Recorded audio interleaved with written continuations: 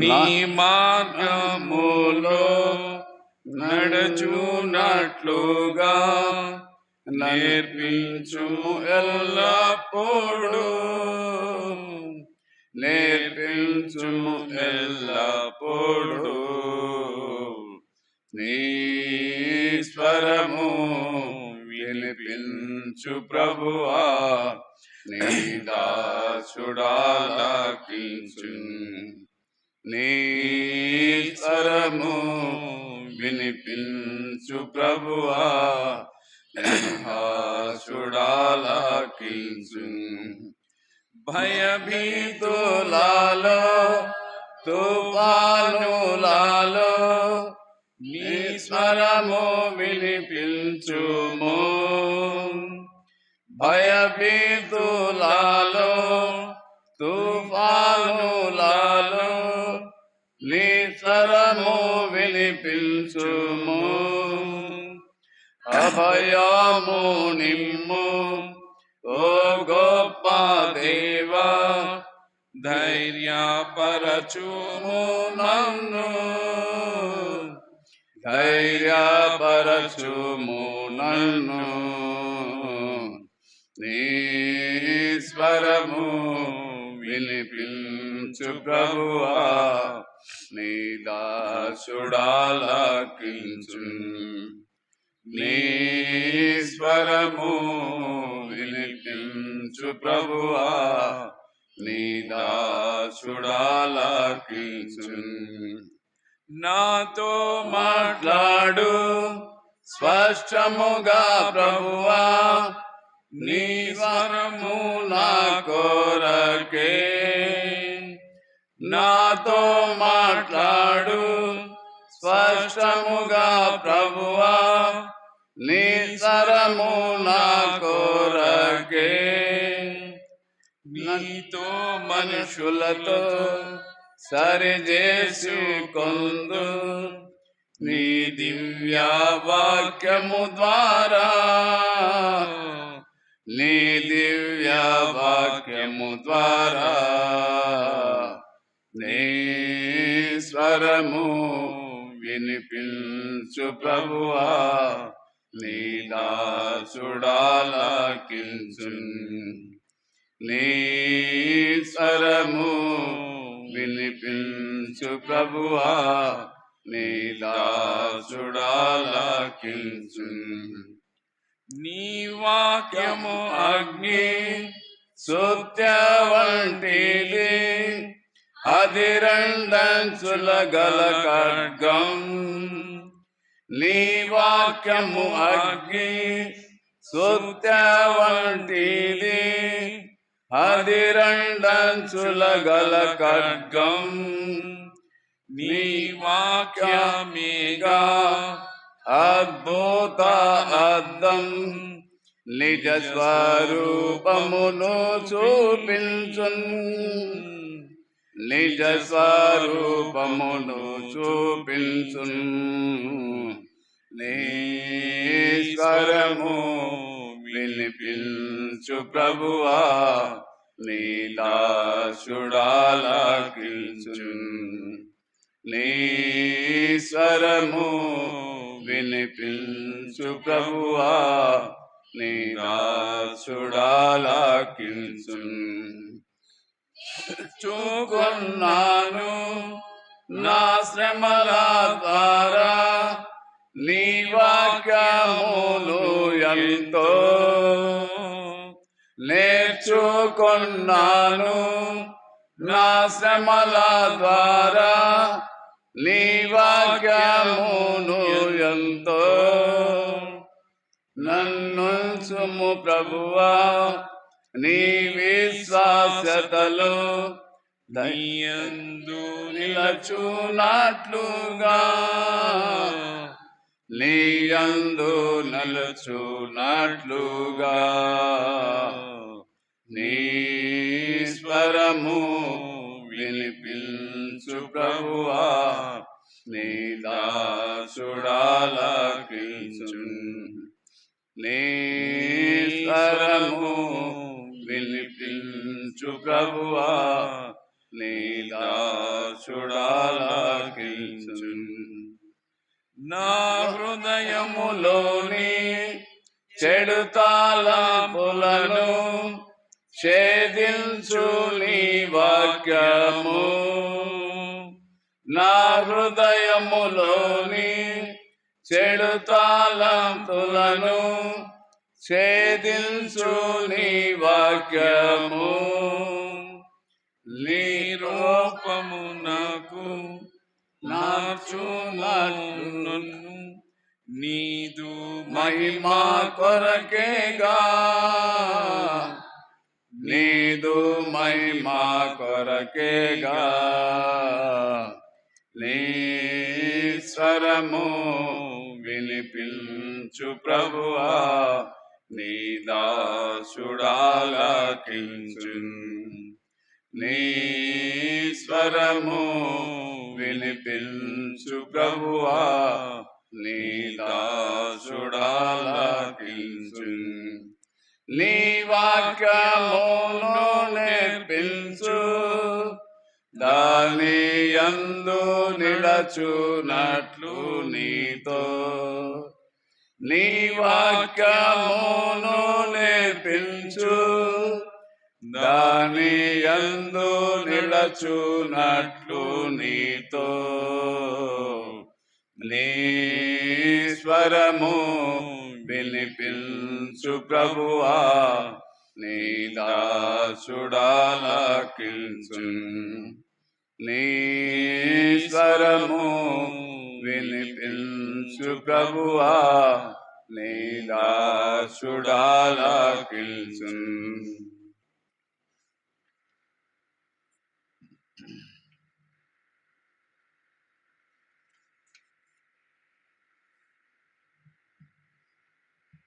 పాట సంఖ్య 512. పాతదైతే 506. 512, 506.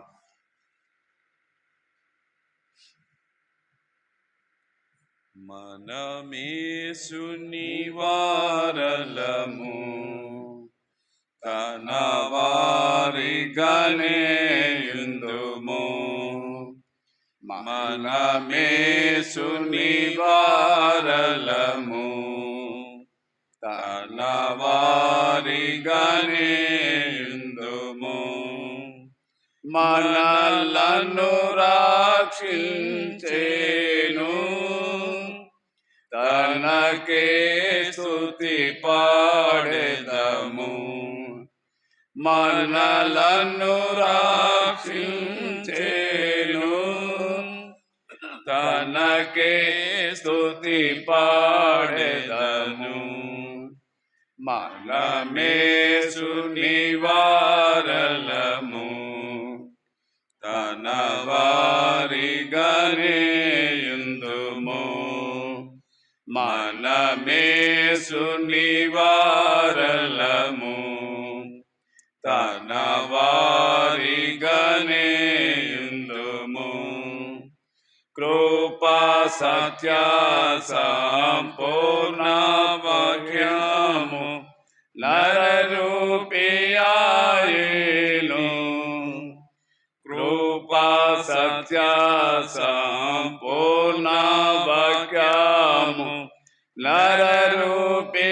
నరరూపియాయేను కనుగొంటిమి తండ్రి మహిమను జనకైన కుమారునితో కనుగొంటిమి తండ్రి మహిమను జనకైన కుమారునితో తన ప్రేమ అద్భుతమైనది మనకు ఆడెదము తన ప్రేమ అద్భుతమిది మనము కొనియాడెదము మనమేసుని వారలము తన వారిగానే యుందుము మనమేసుని వారలము తన వారిగానే యుందుము వారు ఆయన తట్టు చూడగా వెలుగు కలిగేను వారు ఆయన తట్టు చూడగా వెలుగు కలిగేను మనలను తానే వెలిగించెను తన వాక్యము ద్వారానే మనలను తానే వెలిగించెను తన వాక్యము ద్వారానే ప్రభువు తమ్ముడని ఎరిగి తనకే స్తుతి పాడెదము ప్రభువు తమ్ముడని ఎరిగి తనకే స్తుతి పాడెదము మనమేసుని వారలము తన వారిగానే యుందుము మనమేసుని వారలము తన వారిగానే యుందుము దైవపుత్రుడు సజీవరాలతో ఇంటిని కట్టుచున్నాడు దైవపుత్రుడు సజీవరాలతో ఇంటిని కట్టుచున్నాడు దేవుని తేజస్సురాగా మహిమతో నిండే గృహము దేవుని తేజస్సురాగా మహిమతో నిండే గృహము ఆయన మందిరము తన మహిమను పాడెదము ఆయన మందిరములో తన మహిమను పాడెదము మనమేసుని వారలము తన వారిగానే యుందుము మనమేసుని వారలము తన వారిగానే యుందుము ఇందారిని ప్రభు ముందు ఎరిగెను వారిని నిర్ణయించెను ఎవరిని ప్రభు ఎందు ఎరిగెను వారిని నిర్ణయించెను తీగా తీర్చి మహిమా పరచెను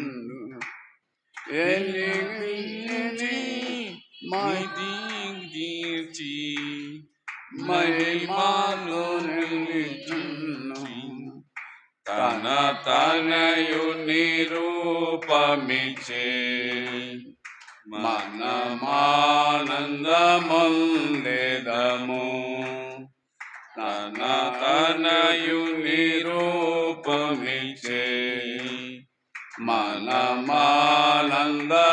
మనమానందముందెదము మనమేసు నివారలము తన వారిగానే యుందుము మనమేసు నివారలము తన వారిగానే యుందుము పూర్ణ మహిమతో మన ప్రభు యేసు మౌతాలతో వచ్చును పూర్ణ మహిమతో మన ప్రభు యేసు దూతాలతో వచ్చును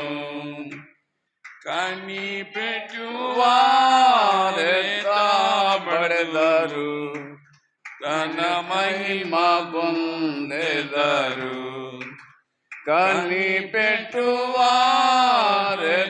కనిపెట్టువారెత్తబడెదరు తన మహిమ పొందెదరు తన రాజ్యముగా చేసి హల్లెలూయా పాడెదము తన రాజ్యముగా చేసి హల్లెలూయా పాడెదము మనమేసు నివారలము తన వారిగానే యుందుము మనమేసు నివారలము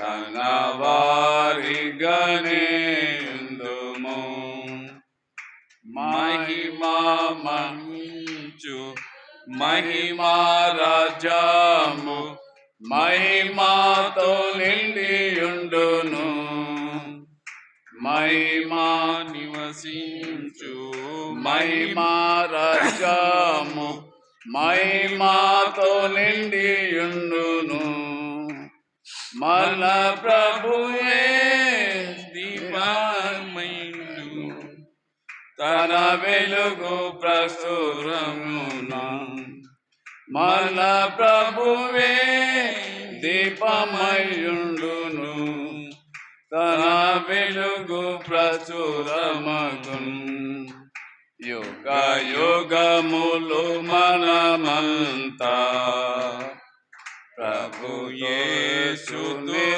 యేసుతుండెదము యుగ యుగములు మనమంతా ప్రభు యేసుతోనుండెదము మనమేసు నివారలము తన వారిగానే యుందుము మనమేసు నివారలము తన వారిగానే యుందుము మనలను రక్షించెను తనకే స్తుతి పాడెదము మనలను రక్షించెను తనకే స్తుతి పాడెదము మనమేసుని వారలము తన వారిగానే ఉందుము. మనమేసుని వారలము తన వారిగానే ఉందును.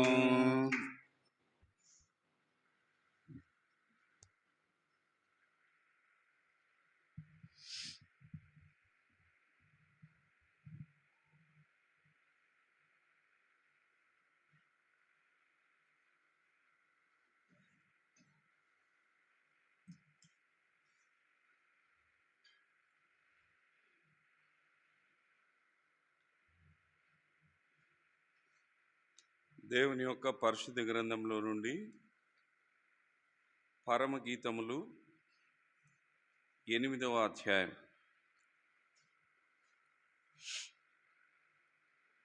దేవుని యొక్క పరిశుద్ధ గ్రంథంలో నుండి పరమగీతములు 8వ అధ్యాయం 6వ వచనము మొదటి 2 లైన్లు మాత్రమే మనం చదువుకుందాం. పరమగీతములు 8 6వ వచనము మొదటి 2 లైన్లు మాత్రమే మనం చదువుకుందాం. ప్రేమ మరణమంతా బలమైనది, ఈర్ష్య పాతాళమంతా కఠోరమైనది. దేవుడి మాటలు మన వినికిడిలో సహాయం చేయనట్లుగా చిన్న ప్రార్థన చేసుకుందాం. మోకరింపదగిన వారు మోకరించండి. మహాపరిశుద్ధుడైన మా పరలోకపు తండ్రి, సజీవుడైన మా గొప్ప దేవ, మీ పరిశుద్ధమైన ప్రశస్తమైన నామంలో మీకు మరోసారి వందనాలు చెల్లిస్తున్నాం నాయన. దైవ చిత్తానుసారంలో బెరాకాను స్థాపించారు తండ్రి. మీ నామ ఘనతలో మీ సహాయంలో ఇంతవరకు మమ్మల్ని నడిపిస్తూ వచ్చినారు, మీకు వందనములు. నేడు కలిగి ఉన్న ఈ బైబిల్ స్టడీ తండ్రి, మరి మాకు ఆదిలో తోడై ఉన్న దేవుడు, మా మార్గమును మీ చేతులకు అప్పగించుకుంటూ బలహీనమైన దాసుని జ్ఞాపకం చేసుకొని బలపరచవలసిందిగా కూడా కోరుచు తండ్రి, మరి ముందున్న మా ప్రయాణంలో దైవ చిత్తానుసారం దైవ సంకల్పాన్ని మాకు కనపరిచి సమస్తమును మీ మహిమ కొరకు జరిగించులాగున తండ్రి, ప్రతి వర్తమానంలో మీరు మాకు తోడుగా నుండి మాట్లాడే దేవుడు అని నమ్మి ప్రార్థిస్తున్నాను తండ్రి. మరి ఈ సాయంకాలం వేళలో నన్ను మమ్మల్ని మీ చేతులకు అప్పగించుకుంటూ శత్రువైన సాతాను యొక్క క్రియలను లయపరిచి మీ దాసుని శిలువ రక్తం చేత సంధి చేసి బలపరచవలసిందిగా కోరుచున్నాను. తిరిగి చేరి వచ్చిన మీ ప్రియులను బట్టి వందనాలు. రాదగిన వారిని కూడా త్వరపెట్టి సమయానికి సకులానికి తీసుకువచ్చి మొదటి బైబిల్ పట్టణంగా మీరు మాకు వేసే ఆత్మీయమైన పునాది తండ్రి, మరి ఈ మాటలోని యొక్క ప్రారంభం మేము ఎంతో తెలుసుకునదగిన వారమై ఉండలాగను కూడా సహాయం చేసి మహిమ పొందమని, మహిమ ఘనత ప్రభావములు మీకే ఆరోపిస్తూ కరెంటు మైకులు వీటన్నిటిని మీ స్వాధీనంలో ఉంచుకొని మీ మహిమ కొరకు మాకు సహకరణంగా దయచేయమని యేసు నామంలో ప్రార్థించి అడిగి వేడుచున్నాం తండ్రి, ఆమేన్.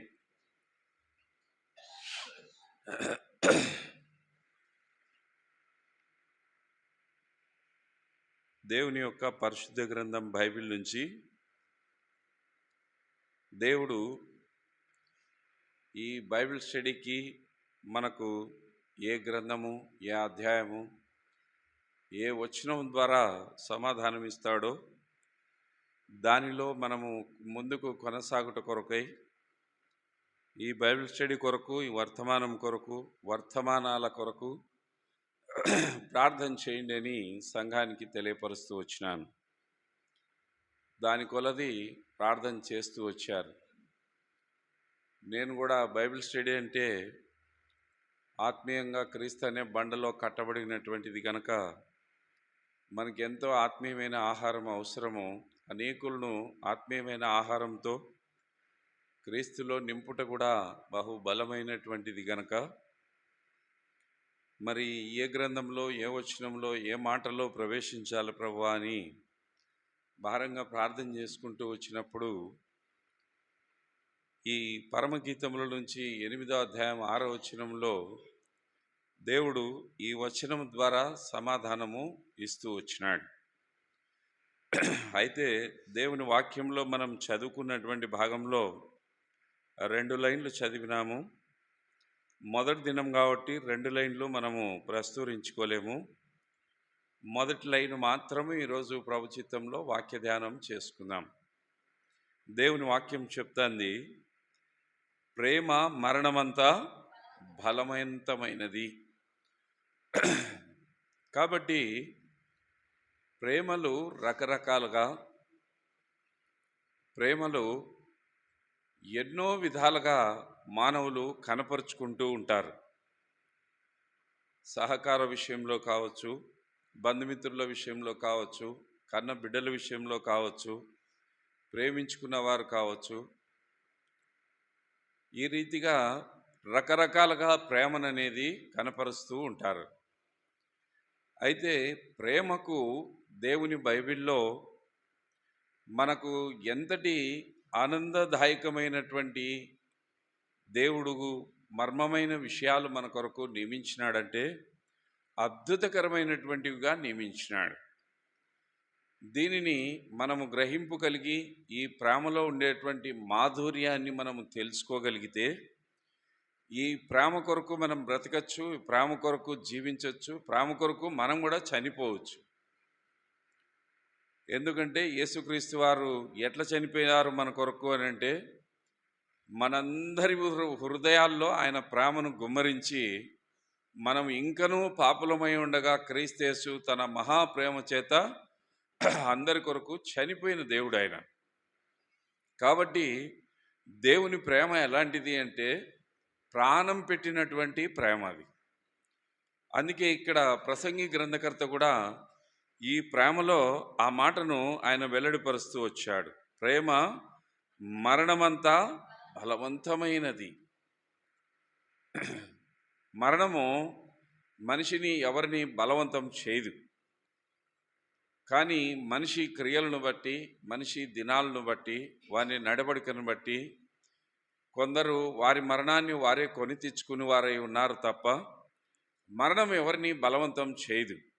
ఎందుకంటే మరణం అనేది లోకంలో జీవించలేని వాళ్ళు చాలామంది దీన్ని కోరుకుంటూ ఉంటారు. మరణం అనేది చెడ్డది, అది ద్వేషింపబడిందని చెప్పేదానికి కూడా వీలు లేదు. ఎందుకంటే శారీరకంగా బలహీనులై తాళవలేకపోయినప్పుడు మరణాన్ని కోరవచ్చు. ఆర్థికంగా ఇబ్బందుల్లో ఉండి జీవించలేక వీటన్నిటిని ఎదుర్కోలేక మరణం కోరవచ్చు. ప్రయోజనం లేనటువంటి జీవితంలో జీవిస్తూ ఇతరులను గూర్చి మరి మనసులో ధ్యానించుకున్నప్పుడు అట్టి స్థితి నాకు లేనప్పుడు ఈ జీవితం ఎందుకు, నేను మరణమైతే బాగుంటుంది కదా అనేది మరణాన్ని ఆస్వాదించవచ్చు. అయితే మానవుడు ఏ రూపకంగా మరణాన్ని కోరుకున్నా మరణం అనేది మనిషికి సమీపంలో ఉండదు. ఎందుకంటే యోబు గ్రంథకర్త సెలవిస్తూ వచ్చినాడు, తల్లి గర్భంలో రూపించిన వాడు మన జననంతో పాటు మరణాన్ని కూడా ఆయన లెక్కించినాడు. దేవుడు మనకు నిర్ణయించిన దినం మనకు సమీపంగా వస్తే తప్ప మరణము అని మనం కోరుకున్నా కూడా మరణం మన దగ్గరికి రాదు. అయితే దేవుని వాక్యంలో దేవుని ప్రేమ మరి అటువంటి బలమైనది అని దేవుని వాక్యంలో ప్రసంగి గ్రంథకర్త సొలొమోను ఈ మాటను రాస్తూ వచ్చినాడు. కాబట్టి దేవుని ప్రేమ ఎంతో శాశ్వతమైంది కనుక ఈ ప్రేమను మనం రుచించాలి.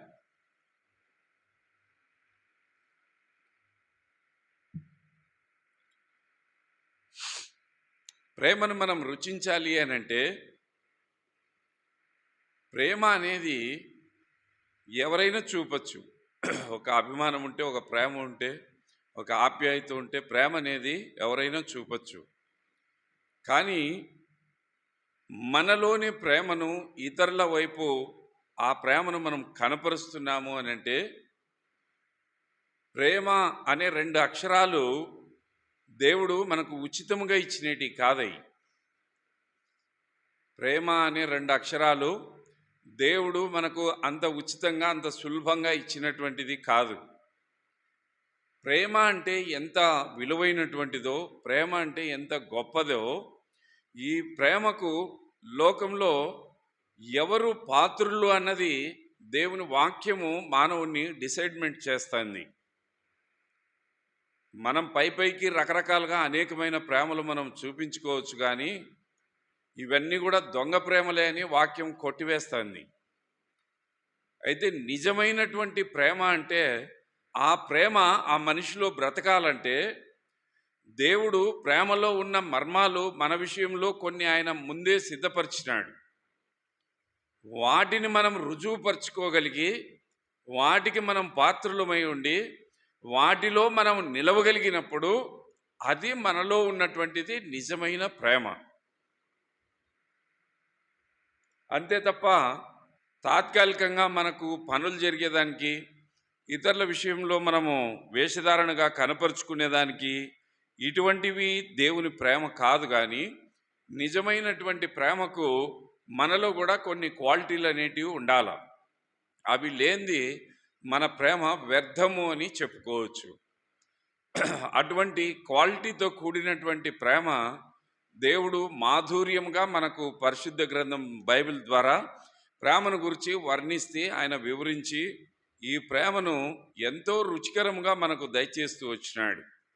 అయితే ఈ సాయంకాలం వేళ సమయంలో ప్రేమను గురించి ఇన్ని మాటలు వర్ణించుకున్న మనము బైబిల్లో ఎరగాల్సిన విషయం కూడా మరొకటి ఉన్నది. ఈ పరిశుద్ధ గ్రంథం బైబిల్లో ప్రేమను గురించి అనేకమైన చోట్ల రాయబడుతూ వచ్చింది. ప్రేమ అనే 2 అక్షరాలు, ఈ ప్రేమ పరిశుద్ధ గ్రంథంలో మొట్టమొదటగా ఎక్కడ పుట్టింది? ఈ ప్రేమ చెప్పండి చూద్దాము. ఈ ప్రేమను గురించి ఇంతగా వర్ణించుకుంటున్నాం కదా మనము.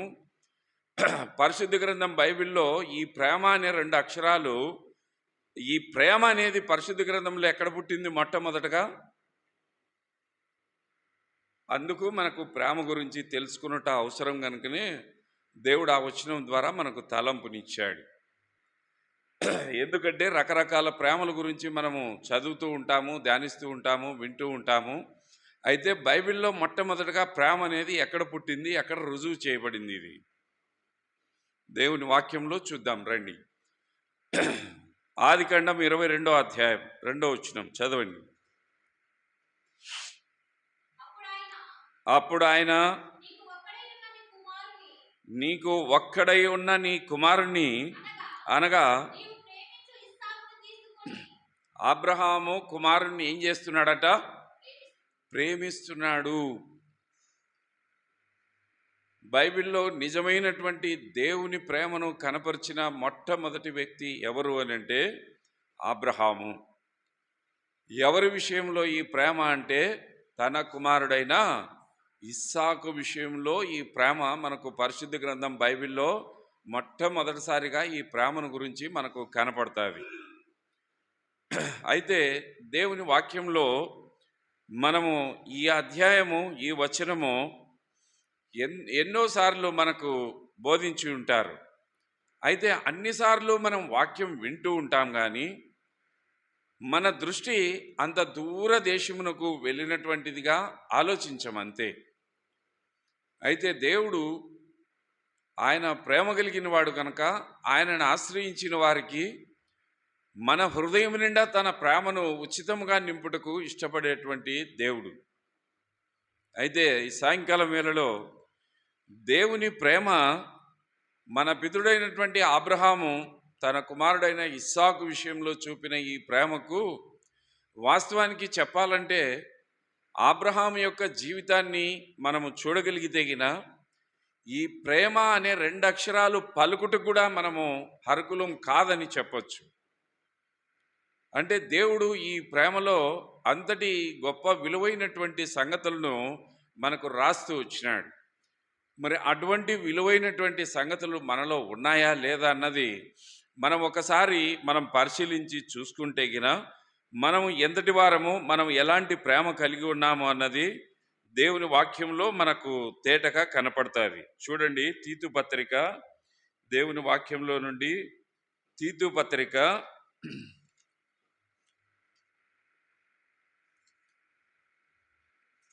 3వ అధ్యాయం 1వ వచనం చదవండి. అధిపతులకును అధికారులకును లోబడి విధేయులుగా ఉండవలేనని ప్రతి సత్కార్యము చేయుటకు సిద్ధపడి ఉండవలేననియో మనుషులందరి ఎడల సంపూర్ణమైన సాత్వికత్వమును కనపరచుచు ఎవరిని దూషింపక జగడమ ఆడని వారును శాంతులనై ఉండవలేనని వారికి జ్ఞాపకము చేయము. దేవుని వాక్యంలో ఇక్కడ మనకు సెలవిస్తున్నటువంటి అద్భుతకరమైనటువంటి సందేశం గల ఈ మాట ఇది. తీతు పత్రిక ద్వారా అబ్రహాం యొక్క విశ్వాసంలో అబ్రహాముకు కావలసినటువంటిది మొదటగా దేవుని వాక్యంలో సెలవు ఇవ్వబడుతున్న మాట.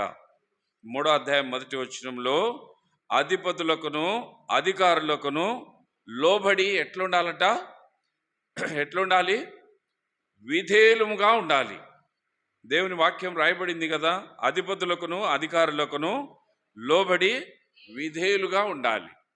అంటే అబ్రహాము దేవుని ఎదుట ఏమి కనపరుస్తూ వచ్చినాడు అని అంటే, తన కుమారుణ్ణి ప్రేమించేదానికి మునుపు దేవుని సముఖమునందు దేవుని ఎదుట అబ్రహాము తన విధేయతను చూపుతూ వచ్చినాడు.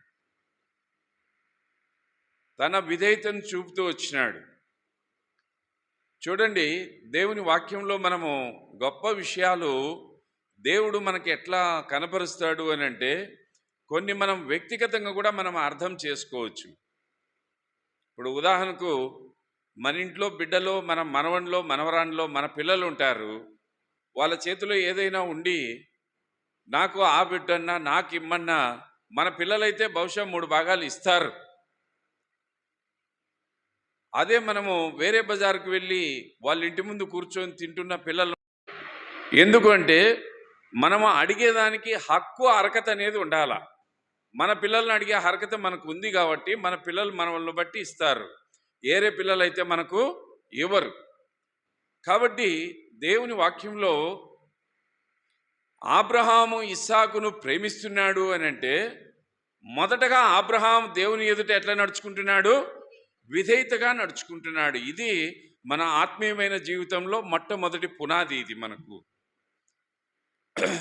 మన విశ్వాస జీవితంలో మనము విధేయత అనేది ఏదో మనం తెలుసుకోకుండా మన ఇష్టానికి మనకు నచ్చిన రీతిలో మన మార్గమును మనం ఎంచుకున్న వారమైతే దేవుని ప్రేమను గురించి మాట్లాడుట కానీ, దేవుని ప్రేమను వర్ణించుట కానీ, దేవుని ప్రేమను గురించి ఇతరులకు చెప్పుటలో కానీ మనము అనర్కులము, అన్ఫిట్ అయిన వారమని చెప్పుకోవచ్చు.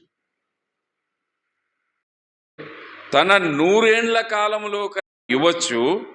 అయితే ఇస్సాకు ఉన్నాడు కాబట్టి ఇస్సాకు ఇవ్వగలిగినాడు. అదే ఇస్సాకు లేకపోతే ఎలియాజర్కి ఇవ్వాల్సినటువంటి పరిస్థితి కలిగు. కాబట్టి దేవుడు ఆ వయసులో అబ్రహాముకు కుమారుని ఇచ్చినాడు కనుకనే ఆ కుమారుని దేవుడు అబ్రహాం ఏం చేస్తున్నాడు? ప్రేమిస్తున్నాడు. అంటే మనిషిని ప్రేమించుటలో తప్పు లేదు, కానీ ఒక మనిషిని ప్రేమించాలి అని అంటే ప్రేమించే వ్యక్తి దేవుని ఎదుట ఏముండాలా? విధేయత ఉండాలా. ఈ విధేయత అనేది లేకోకుండా మనముగా ఇతరులను ప్రేమిస్తున్నాము అని అంటే అది నిజమైనటువంటి ప్రేమ కాదు అని దేవుని వాక్యంలో మనకు సెలవు ఇవ్వబడుతుంది. కాబట్టి అబ్రహాము దేవునికి మంచి విధేయుడుగా ఉన్నాడు. మొదటగా అబ్రహాం ఎవరు అని అంటే అబ్రాముగా పిలువబడి ఒక అన్యుడే. అయితే దేవుడు తన దయా సంకల్పం చొప్పున ఈ విగ్రహాల నుంచి విడిపించి ఆ నిజనాంగంలో నుంచి తప్పించి దైవికమైనటువంటి మార్గంలో దేవుని ప్రజలకు శ్రేయస్కరమైనటువంటి సేవ చేయుట కొరకై తండ్రి కుమార పరిశుద్ధాత్మ అనబడినటువంటి త్రిమూర్తులు గల దేవునికి తాను పరిచర్య చేయదగినటువంటి వాడై దేవుడు తన సంకల్పం చొప్పున తాను ఏర్పరచుకున్నాడు. అయితే దేవుడు ఏ ఉద్దేశంలో అబ్రహామును ఏర్పరచుకొని ఎన్నిక చేశాడో ఆ విషయాన్ని దైవికంగా అబ్రహాము ఎరుగుతూ వచ్చినాడు. నా దేవుడు నన్ను ఏర్పరచుకున్న ఉద్దేశము బహు గొప్పది. అయితే దేవునికి దాసునిగా అవుట్ అనేది ఒక విధంగా చెప్పాలంటే నేనే అనర్కుని అని కూడా తన మనసులో తలంచి ఉండొచ్చు. కాబట్టి దేవుణ్ణి అంతగా హెచ్చిస్తూ వచ్చినాడు.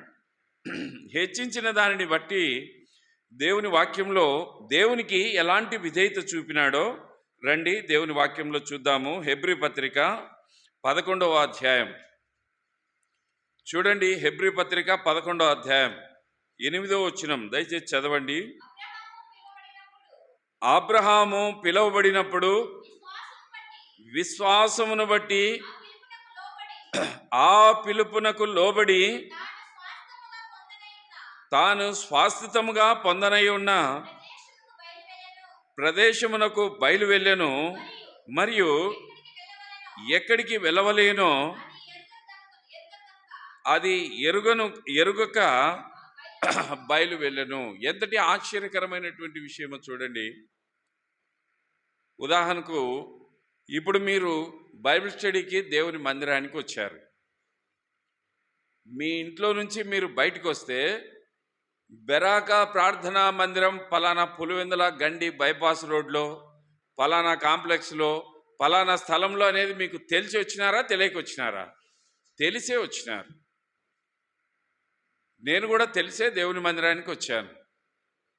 అయితే దేవుని యొక్క వాక్యంలో ఆశ్చర్యం ఏంటి అంటే అబ్రహాము దేవునికి ఎంత విధేయుడు అని అంటే ఆ మాట మళ్ళా చదవండి. ఆశ్చర్యమైన మాట ఇది. 8వ వచనం. అబ్రహాము పిలువబడినప్పుడు విశ్వాసమును బట్టి ఆ పిలుపుకు లోబడి తాను శాశ్వతముగా పొంది ఉన్న ప్రదేశమునకు బయలు వెళ్ళెను, మరియు ఎక్కడికి వెళ్ళవలేనో అది తెలకోకుండా పోవాలంటే నీకు నాకు మనసు ఇష్టపడుతుందా? నిజంగా మన మనస్సాక్షిగా మనం పలకగలిగితే,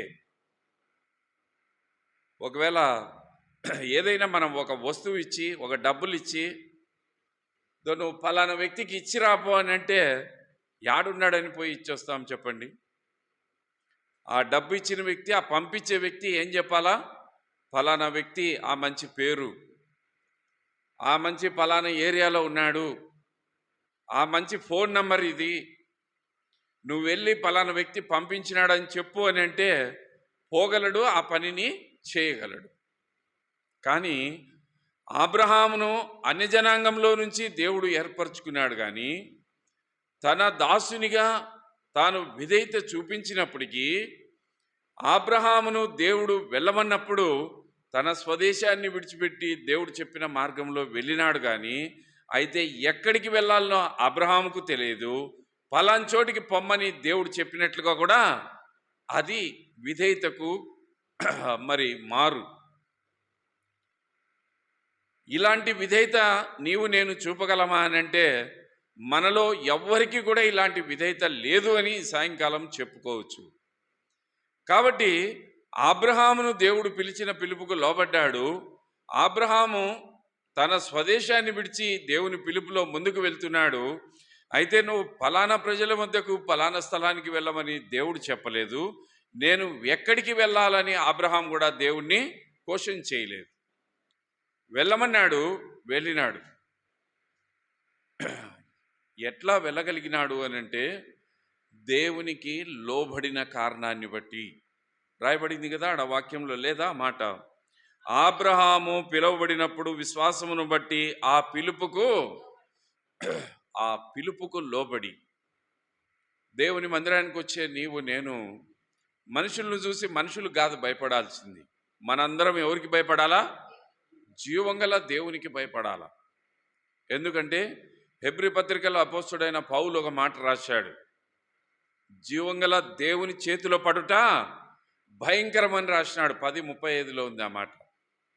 కాబట్టి దేవుని చేతిలో పడిన మనుషుణ్ణి దేవుడు కరుణిస్తే తప్ప ఏ మనుషుడు రక్షించలేడు. కాబట్టి మన జీవితము, మన యాత్ర, మన ఆత్మీయమైన స్థితి ఎవరిలో మనము భయభక్తులు కలిగి ఉండాలి అని అంటే జీవంగల దేవుని ఎదుట మనం భయభక్తులు కలిగి జీవించాల. దేవుని మాటకు లోబడాల, దేవుని మాటకు విధేయత చూపాల. అప్పుడు మనము విధేయులంగా ఎంచబడినప్పుడు దేవుడు మనల్ని కరుణించేవానిగా ఉన్నాడు. చూడండి 2 కొరింథీ పత్రిక, దేవుని వాక్యంలోంచి 2 కొరింథీ పత్రిక 2వ అధ్యాయం 9వ వచనం చదవండి. మీరు ఎన్ని విషయములందు విధేయులై ఉన్నారేమోనని మీ యోగ్యత తెలుసుకొనుటకే కదా. ఈ వాక్యం ఎప్పుడు రాయబడిందంట? పూర్వము రాయబడింది.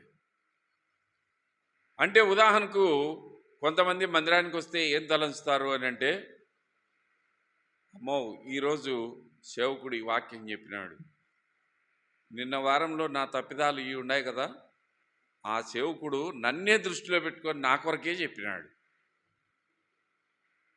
ఇది నిజంగా మన హృదయంలో ఈ కలవరం అనేది వస్తుంది. ఇది కానీ దేవుడు ఈ వాక్యాన్ని ఎప్పుడు రాసి పెట్టాడంట? పూర్వమే రాసి పెట్టినాడు. మరి ఈరోజు నీ కొరకు ఎట్లా వస్తుంది ఆ మాట? అది తలంచకూడదు. మనము ఈరోజు దేవుడు మనతో ఏం మాట్లాడుతున్నాడు, నేను ఏ మార్గంలో ఏ స్థితిలో ఉన్నాను, దీన్ని బట్టి ప్రభువు నన్ను హెచ్చరిస్తున్నాడు కదా, ప్రభువుకు నేను లోబడాలి, ప్రభువుకు నేను విధేయురాలుగా ఉండాలి, అబ్రహాం లాంటి జీవితం కావాలనేది మనము కోరుకోవాలి. కానీ దీన్ని మన కొరకు వారు ప్రకటించినట్లుగా మనము దానిని భావించకూడదు. కాబట్టి 9వ వచనంలో అంటాడు, 9వ వచనం చదువుమా. మీరు అన్ని విషయములనందు విధేయులై ఉన్నారేమోనని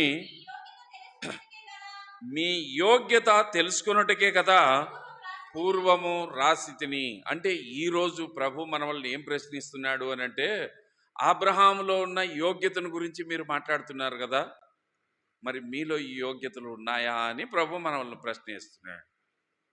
ఇప్పుడు మనం జవాబు చెప్పుకోవాల్సింది ఎవరికి? ప్రభుకే చెప్పుకోవాలి. ప్రభువా, ఇంతవరకు అబ్రహాం లాంటి లోబాటుతనం కానీ, అటువంటి విధేయత కానీ, అటువంటి భయభక్తులు కానీ నా జీవితంలో లేవు.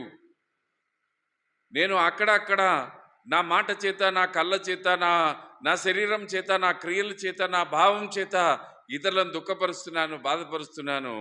అయితే అబ్రహాం లాంటి జీవితంలోనికి నేను రాలేకపోయినాను. ఈరోజు ప్రభువా, అబ్రహామును గురించి నాకు వెల్లడిపరుస్తున్నావు. అయితే ఇవి నాలో లేవని మీరే సెలవిస్తున్నారు కనుక అవి ఉండాయో లేదో చూసుకోమని కూడా మీరు నన్ను హెచ్చరిస్తున్నారు.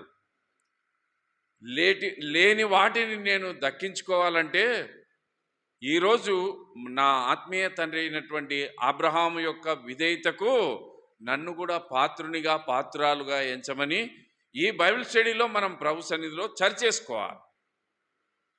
అంతే తప్ప ఏది చెప్పినా కూడా అది మన కొరకే అనేది మనం ఎప్పుడు కూడా భావించకూడదు. అది తప్పు. అది వాక్యంలో చూడండి. హెబ్రీ పత్రిక 5వ అధ్యాయము 10వ వచనం చదవండి ఒక మాట. హెబ్రీ పత్రిక 5వ అధ్యాయం 10వ వచనం. 5వ అధ్యాయం చదవండి. 5 మరియు ఆయన సంపూర్ణ స్థితి పొందినవాడై మెల్కీషెదెకు యొక్క క్రమంలో చేరిన ప్రధాన యాజకుడని దేవుని చేత పిలువబడి తనకు విధేయులైన వారందరికీ అది సంగతి. దేవుని వాక్యంలో అద్భుతకరమైన మాట ఇది. ఎందుకంటే అబ్రహాము 100 ఏండ్ల వయసులో, మరి శారా నిండు వృద్ధాప్యంలో ఏకైక కుమారుడు ఇస్సాకు. అయితే ఆ ఇస్సాకును అబ్రహాం ప్రేమిస్తున్నాడు. అలాంటి ప్రేమించేటువంటి కుమారుణ్ణి దేవుడు ఏం కావాలని అడిగినాడు? నాకు బలిగా అర్పించుము అన్నాడు. మరి ఈ మాట నిజంగా మనమైతే తట్టుకోగలమా? 100 ఏండ్ల వయసులో లేక ఒక కుమారుడు పుడితే ఆ కుమారుణ్ణి దేవుడు మోరియా పర్వతం మీదకి వెళ్ళి ఒక బలిపీఠం కట్టి అక్కడ నా కొరకై బలి అర్పించుము అంటే మనమైతే తట్టుకోగలమా? తట్టుకోలేము. కానీ అబ్రహాము దేవునికి విధేయత చూపుతున్నాడు కనుకనే, దేవునికి లోబడి ఉన్నాడు కనుకనే, దేవుని మాటలో దేవుడు మనకిచ్చేటువంటి రక్షణను గుర్తించినాడు కనుకనే దేవుడు ఆ మాటను అడిగినప్పుడు సంపూర్ణంగా తన హృదయంలోని యొక్క తన ఉద్దేశము దేవునికి కనపరిచినాడు. నీకు ఒక్కడై ఉన్న నీ కుమారుణ్ణి నాకు బలిగా అర్పించుము అని అంటే అబ్రహాము తిరిగి మారు మాట మాట్లాడినట్లుగా వాక్యంలో లేదు. కానీ దేవునికి విధేయత చూపగలిగినాడు అని అంటే ఎట్లా ఆయన మా కుమారుణ్ణి బలిగా అర్పించుటకు ఇష్టపడ్డాడు అని అంటే దేవునిలో తనకున్న విధేయత, దేవునిలో తనకున్న లోబాటు, దేవునిలో తనకున్నటువంటి ఈ శుభప్రదమైనటువంటి దేవుని రక్షణ అనే నమ్మకం. ఈ నమ్మకము అబ్రహామును ఎక్కడికి నడిపించింది చూడండి. ఆ మాట మళ్ళా చదవండి ఒకసారి. హెబ్రీ పత్రిక 5వ అధ్యాయం 9-10 వచనాలు.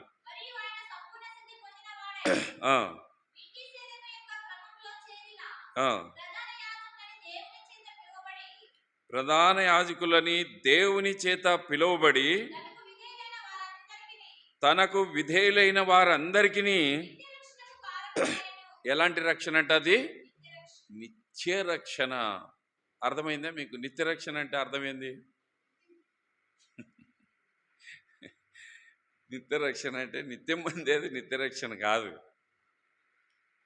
అపోస్తుల కార్యం 2వ అధ్యాయంలో మన పితృడైన దావీదు ఏమంటాడు? నేను క్రీస్తుతో కూడా చనిపోయి సమాధి చేయబడితేనే, అయితే నా శరీరం కుళ్ళిపోయిను, నా ఆత్మ మాత్రము పరలోకమునందు దేవుని కుడిపార్శ్వమున కూర్చున్నది. కాబట్టి నిత్య రక్షణ అంటే లోకంలో మనిషిగా జన్మించిన మన ఆత్మకు రక్షణ ఆయనే. మనము మృతి చెంది శరీరము ఆత్మ వేరైన తర్వాత మన ఆత్మను పరలోక రాజ్యంలో భద్రపరిచి ఆ ఆత్మకు రక్షణ అయిన వాడు కూడా దేవుడే. కానీ ఇప్పుడు అబ్రహాంలోనికి ఏమొచ్చింది అని అంటే, నాకు 100 ఏండ్లలో ఇచ్చినా, 200 ఏండ్లలో ఇచ్చినా, 300 ఏండ్లలో ఇచ్చినా, నాకు ఇచ్చిన కుమారునికి దేవుడు నా కుమారుణ్ణి పుట్టించక ముందే నా కుమారునికి ఏ రక్షణ సిద్ధపరిచినాడట? నిత్య రక్షణను సిద్ధపరిచినాడు. నా కుమారుణ్ణి బలిగా ఇమ్మని ఆయన అడుగుతున్నాడు కదా. ఇది కేవలం నన్ను శోధించుటయే తప్ప నా కుమారుణ్ణి ఆయన బలిగా అర్పించడు. ఎందుకంటే నా కుమారుణ్ణి సృజించక మునిపే దేవుడు కుమారుని కొరకు, నా కొరకు నిత్య రక్షణను సిద్ధపరిచిన వాడు. కాబట్టి దేవుని నిత్య రక్షణ మనిషికి దేవుడు అనుగ్రహించినప్పుడు ఇస్సాకు మరణం ఎట్లా ప్రాప్తమవుతుంది చెప్పండి? దేవుడు నీకు ఒక్కడై ఉన్న కుమారుణ్ణి నాకు బలిగా అర్పించమంటే మారు మాట చెప్పుకోకుండా అబ్రహాము బలి అర్పించేదానికి ఇష్టపడుతూ వచ్చినాడు అని అంటే దేవుని యొక్క రక్షణలో ఎంత నమ్మకం కలిగి ఉంటూ వచ్చినాడో చూడండి. గనుకనే అబ్రహాము దేవుడు బలిగా అర్పించమని అడిగినప్పుడు అబ్రహాము ఏడవడం కానీ, ఒక్కడై ఉన్న కుమారుని ఇస్తే ఎట్లా అని కానీ దేవుణ్ణి మారు మాటైనను కూడా అడక్కోకుండా గాడిదయు గంత కట్టుకొని తన పనివారిని కింద పెట్టి ఆయన మోరియా పర్వతం మీదకి కుమారుని తీసుకొని పోగలిగినాడు అని అంటే అబ్రహాంలో దేవుని ఎదుట తాను ఎంత యోగ్యుడో ఆ యోగ్యతను కనపరుచుకొని ఆ విశ్వాసం చేత కుమారుని ఇంట్లో నుంచి తీసుకొని మోరియా పర్వతానికి తాను ప్రయాణం కడుతూ వచ్చినాడు. ఇటువంటి విశ్వాసం కలిగి మీరు జీవించినచో మీ ఆత్మకు నిత్య రక్షణ కలిగి ఉన్నదని దేవుని వాక్యం సెలవిస్తాను. కాబట్టి అబ్రహాం లాంటి ఈ నిరీక్షణ మనకు కలిగి ఉంటే మన ఆత్మకు దేవుడు ఇంత గొప్ప రక్షణను ఇచ్చేటువంటి వాడు. మరి ఇలాంటి నిత్య రక్షణను ఆయన ఎట్లా గ్రహింపగలిగినాడు అని అంటే రండి, 1 పేతురు పత్రిక 1వ అధ్యాయం తీసుకోండి. 1 పేతురు పత్రిక 1వ అధ్యాయం 2వ వచనం.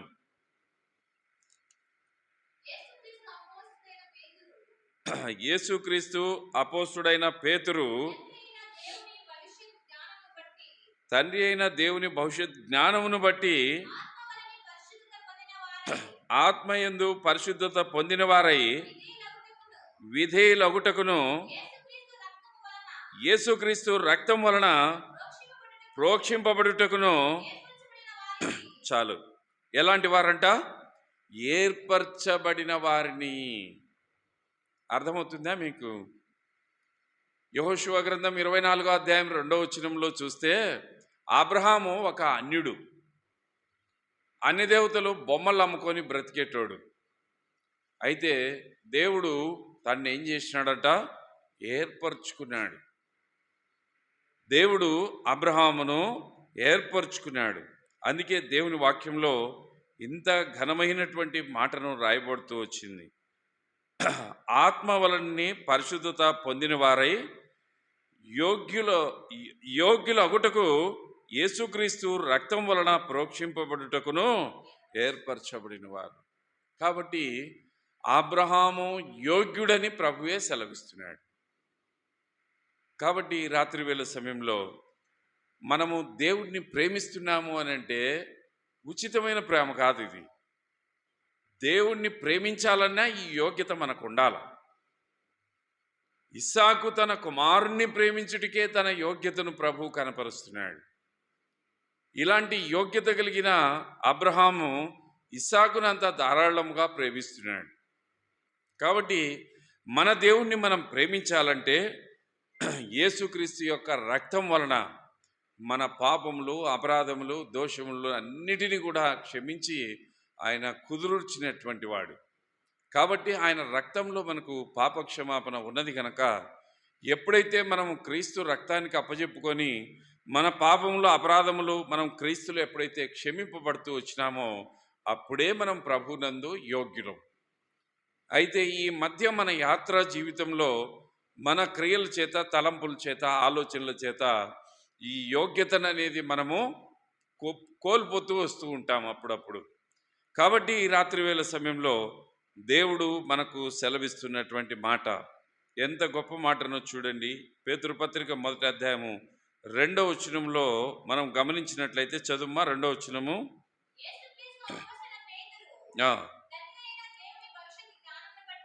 తండ్రి అయిన దేవుని భవిష్యత్ జ్ఞానమును బట్టి ఆత్మ వలన పరిశుద్ధత పొందిన వారై. చాలు.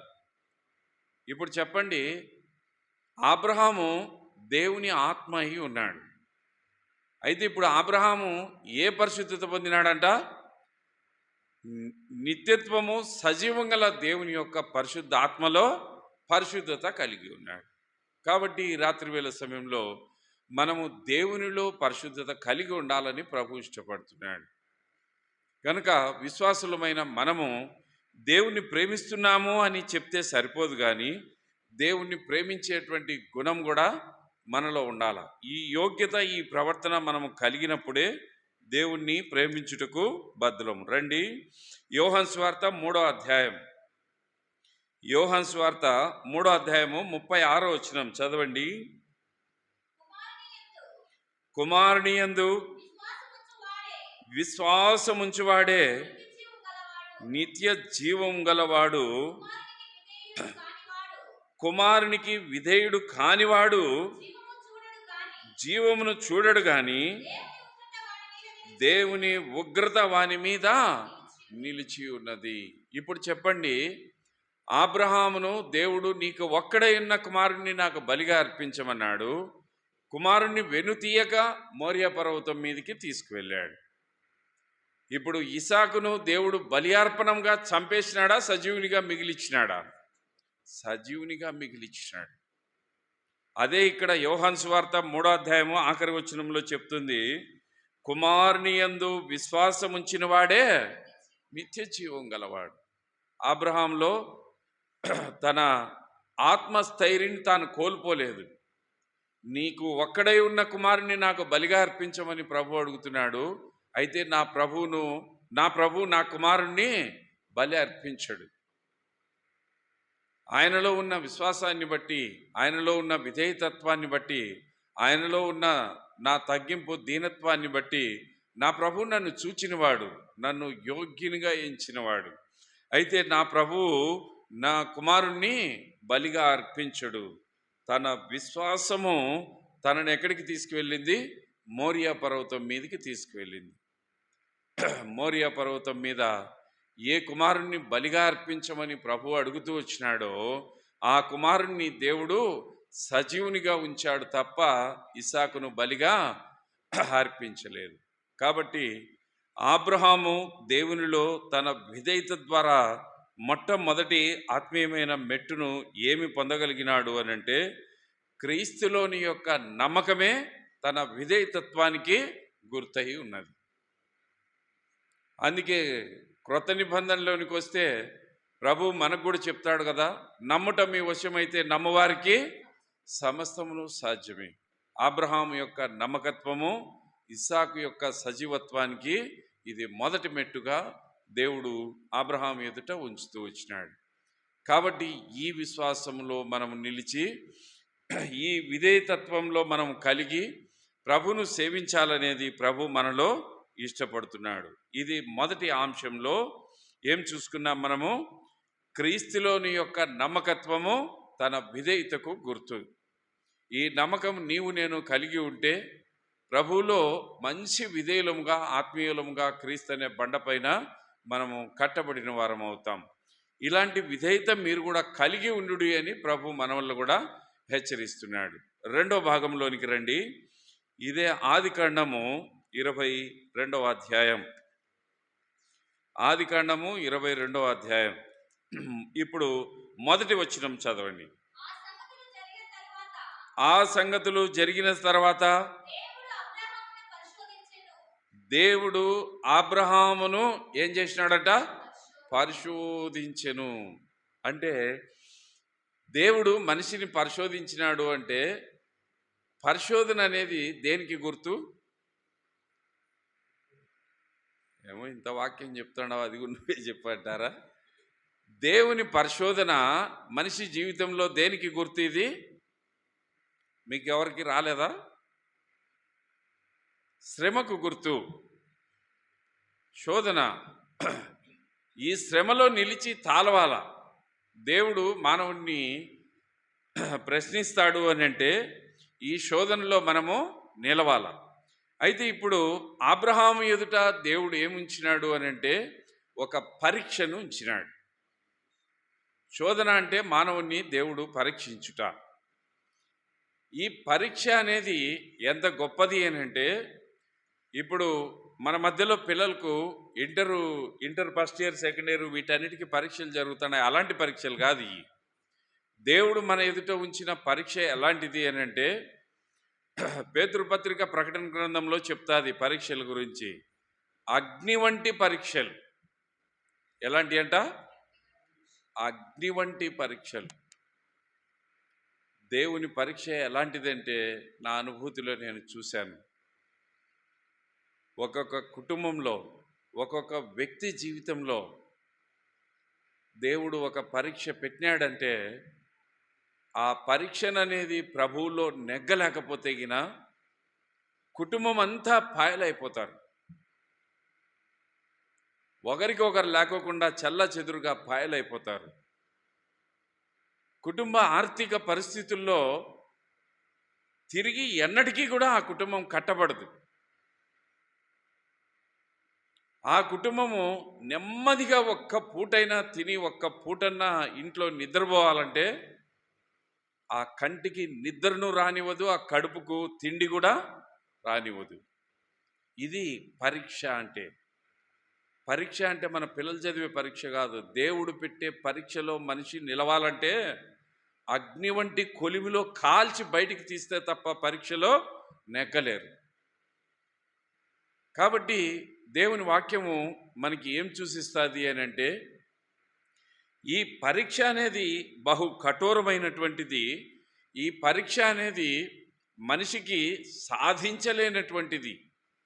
ఈ పరీక్షలో మనిషి నెగ్గి సాధించాలి అని అంటే దేవునిలో ఉండేటువంటి యొక్క విశ్వాసము ఆ మనిషిని బయటికి తీసుకొస్తే తప్ప ఆ మనుషుడు ఈ పరీక్షలో నుంచి బయటికి రాలేడు.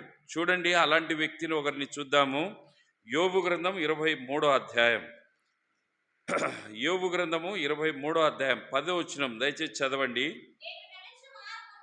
నేను నడుచు మార్గము ఆయనకు తెలియను, ఆయన నన్ను శోధించిన తర్వాత నేను సువర్ణం వలె కనబడుదును. యోబు జీవితం మనందరికీ తెలుసు కదా.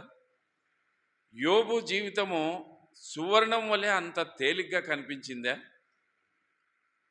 యోబు యొక్క జీవితంలో మనం చూస్తే యోబును భర్తగా ఏలుకొని తనతో కాపురం చేసిన తన భార్య కూడా ఇంత జరిగినాక నువ్వు ఏం పొందాలని ఉండావో ఆ దేవుని దూషించి నీవు మరణం కమ్మన్నారు, దూషించింది.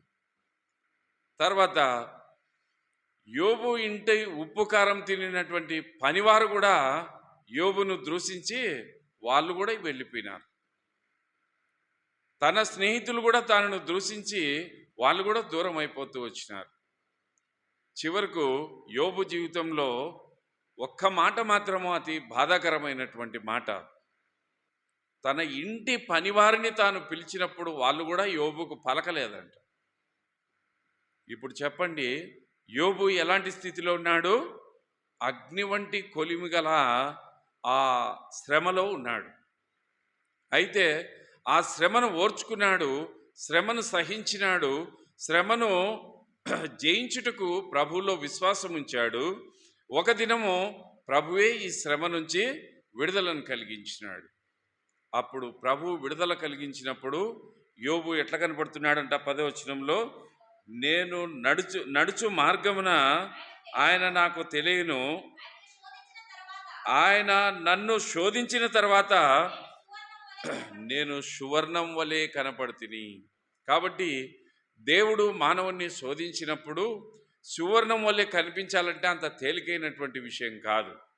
యోబు జీవితంలో ఎంత శ్రమ పొందాడో, ఎన్ని నిందలు పొందినాడో, ఎంత అవమానం పొందినాడో, ఎంత నష్టాన్ని తాను చర్చించినాడో దీన్ని బట్టి మనము అర్థం చేసుకోవచ్చు. అయితే ఇప్పుడు అబ్రహామును దేవుడు ఏం చేసినాడంట? శోధించినాడు. మరి అబ్రహాంకి ఇలాంటి శ్రమలైతే రాలేదనుకోండి. ఒక విధంగా చెప్పాలంటే యోబు 10 మంది పిల్లలు చచ్చిపోయినా ఒకటే, అబ్రహాము ఈ 100 ఏళ్లలో పుట్టినవాడు, వీడు కరువులో పుట్టినవాడు. ఈ ఒక్కరిని అడగడం అనేది తీరని లోటు ఇది.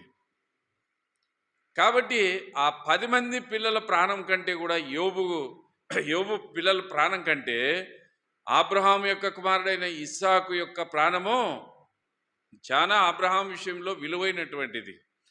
అయితే అలాంటి ప్రాణమును దేవుడు అడిగినప్పుడు దేవుని వాక్యంలో చూద్దాం రండి. మొదటి యోహాను పత్రిక 4వ అధ్యాయం. మొదటి యోహాను పత్రిక 4వ అధ్యాయం మొదటి వచనం చదవండి. ప్రియులారా, అనేకలైన అబద్ధ ప్రవర్తలు లోకంలోనికి బయలు వెళ్ళి ఉన్నారు గనక ప్రతి ఆత్మను నమ్మక ఆయా ఆత్మలు దేవుని సంబంధమైనవి కావో పరీక్షించి మీరు తెలుసుకోమంటున్నది దేవుని వాక్యం. ఇప్పుడు చెప్పండి, అబ్రహామును దేవుడు దర్శించాడు, నీకు ఒక్కడై ఉన్న కుమారుడిని నాకు బలిగా అర్పించమన్నాడు. ఇప్పుడు గాడిదయు గంతయు పనివారిని కింద పెట్టి ఇస్సాకుని తీసుకొని మోరియా పర్వతం మీదకి వెళ్తున్నాడు అని అంటే, అబ్రహాము అబద్ధ ప్రవర్తల మాటలు విని మోరియా పర్వతం మీదకి వెళ్తున్నాడా? నిజమైనటువంటి పరిశుద్ధాత్మ దేవుని యొక్క స్వరముని విని పైకి వెళ్తున్నాడా? దేవుని స్వరాన్ని విని వెళ్తున్నాడు. ప్రియమైనటువంటి ఆత్మీయమైన దేవుని పిల్లలారా, ఈ రాత్రివేళ సమయంలో ప్రభు మనకి ఏం చెప్తున్నాడంటే, అనేకులు మనకు వాక్యం చెప్తారు, అనేకులు మనకు సువార్త చెప్తారు, అనేకులు మనకు మంచి మాటలు చెప్తారు, అనేకులు మోసకరమైన మాటలు చెప్తారు. అయితే ఇట్టి వాటిని మీరు నమ్మొద్దని ప్రభు చెప్తున్నాడు. అంటే దీన్ని బట్టి అబ్రహాములో మనం ఏం చూడగలము? దొంగ ప్రవర్తన మాటలు విని అబ్రహాము మౌర్య పర్వతం మీదకి పోలే. నిజమైనటువంటి దేవుడు ఆత్మ ప్రేరేపణలో పరిశుద్ధ ఆత్మ మాటలు విని తన కుమారుణ్ణి తీసుకొని తాను ఎక్కడికి వెళ్తున్నాడు? మోర్య పర్వతం మీదకి వెళ్తున్నాడు. కాబట్టి ఈ రాత్రివేళ సమయంలో నీవు నేను ఎట్లుండాలి అని అంటే, అటువంటి దేవుని దైవికమైన జ్ఞానము కలిగి దేవుని యొక్క దైవ దర్శనంలో తన చిత్తమును తెలుసుకొని మనము అబ్రహాం వలె నమ్మకమైన స్వదేశానికి మనం వెళ్ళదగిన వారంగా ఉండాలి. కాబట్టి మొదటి దెస్సలోనిక పత్రికలో దేవుని వాక్యం ఏం చెప్తాది అంటే, చూడండి, మొదటి దెసలోనిక పత్రిక 5వ అధ్యాయం 21వ వచనం చదవండి. ప్రవచించుటకు నిర్లక్ష్యం చేయకుడి, సమస్తమును పరీక్షించి. అంటే ఇప్పుడు దేవుడు నీ కుమారుణ్ణి నాకు బలిగా ఇయ్యి అని అడిగింది అబ్రహాం. ఇది మేలైన కార్యంగా ఎంచాడా, కాదని కార్యంగా ఎంచాడా? మేలైన దానిగానే ఎంచాడు. అంటే నా ప్రభు అడిగిన దానిలో నిజాయితీ ఉంది, నా ప్రభు అడిగిన దానిలో సత్యం ఉంది, నా ప్రభు అడిగిన దానిలో ఆయన నన్ను నిజంగానే అడుగుతూ వచ్చినాడు. కాబట్టి ఏది మేలైనదో దానిని మీరు తెలుసుకొని గ్రహించినప్పుడు ఆ రీతిగా దానిని బట్టి మీరు నడుచుకొనుడి అని దేవుని వాక్యం చెప్తాంది. చూడండి, గలతీ పత్రిక 6వ అధ్యాయం, గలతీ పత్రిక 6వ అధ్యాయం 4వ వచనం ఒక మాట చదవండి. ప్రతి వాడును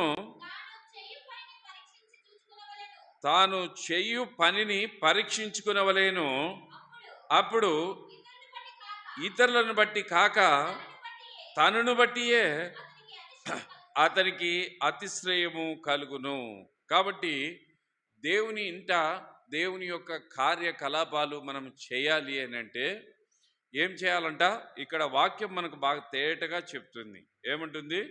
ప్రతి వాడును తాను చేయు పనిని ఏం చేయాలా? పరీక్షించుకోవాలి. అంటే ఒక మానవునిగా దేవుడు మనల్ని పరీక్షించినప్పుడు మనం చేసే పనిని కూడా మనం ఏం చేయాలా?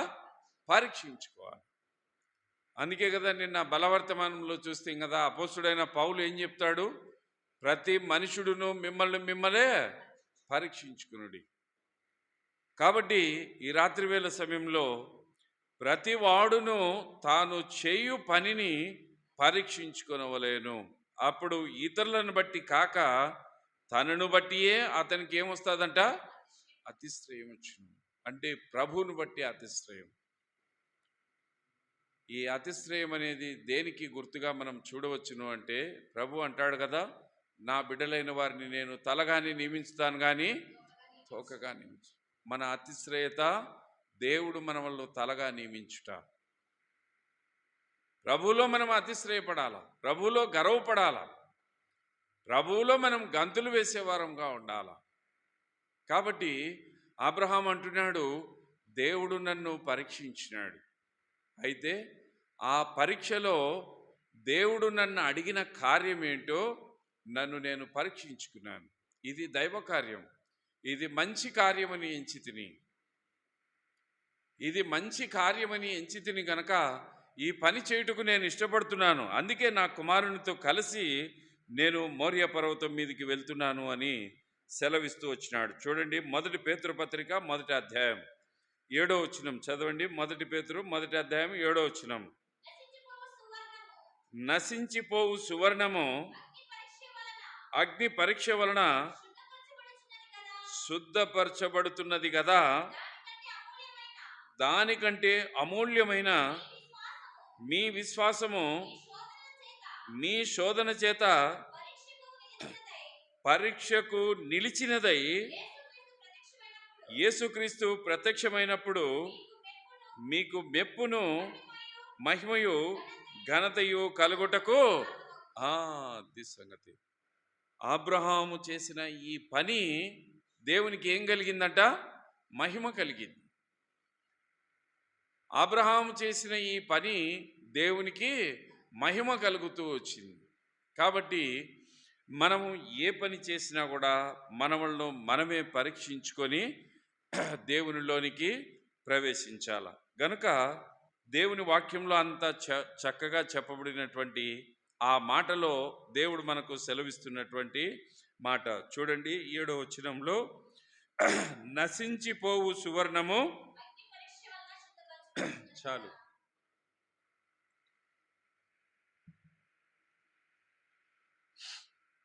నశించిపోవు సువర్ణము అగ్ని పరీక్షల వలన శుద్ధపరచుచున్నది కదా. అంటే దీన్ని బట్టి రెండోదిగా అబ్రహాము యొక్క జీవితాన్ని మనకు దేవుడు ఏం చూపుతున్నాడు అని అంటే, అబ్రహామును అగ్నిలో నుండి నీళ్ళలోనికి తీసుకొచ్చినాడు. ఇప్పుడు దేవుడు అగ్నిలో నుండి నీళ్ళల్లోనికి తీసుకొచ్చినాడు. అగ్ని అంటే పరీక్ష, నీరు అంటే వాక్యానికి సాదృశ్యం. ఆ వాక్యమే దేవునికి సాదృశ్యం. ఈ పరీక్షలో అబ్రహాము ఎక్కడ నిలిచినాడు అనంటే దేవునిలో నిలిచినాడు.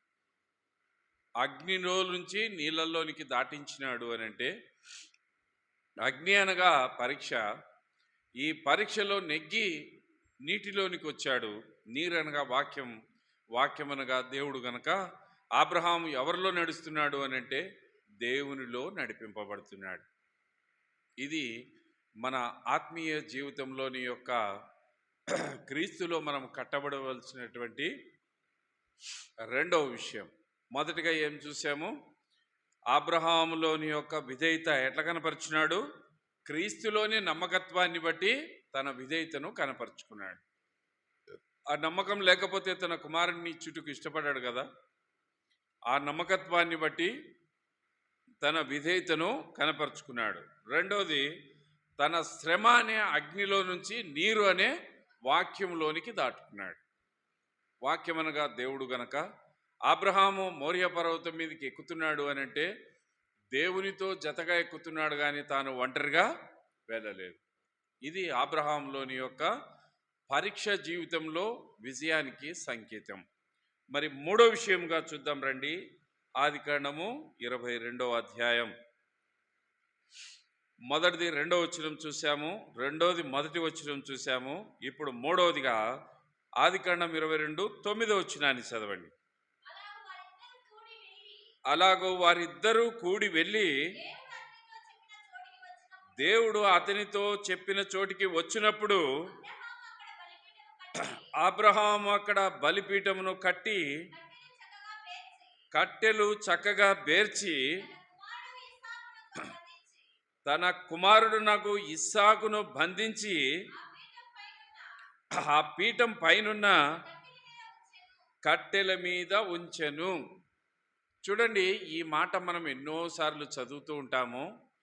ఈ మూడవదిగా మనం అబ్రహాంలో ఏం చూడవచ్చును అని అంటే విశ్వాసాన్ని చూడొచ్చు.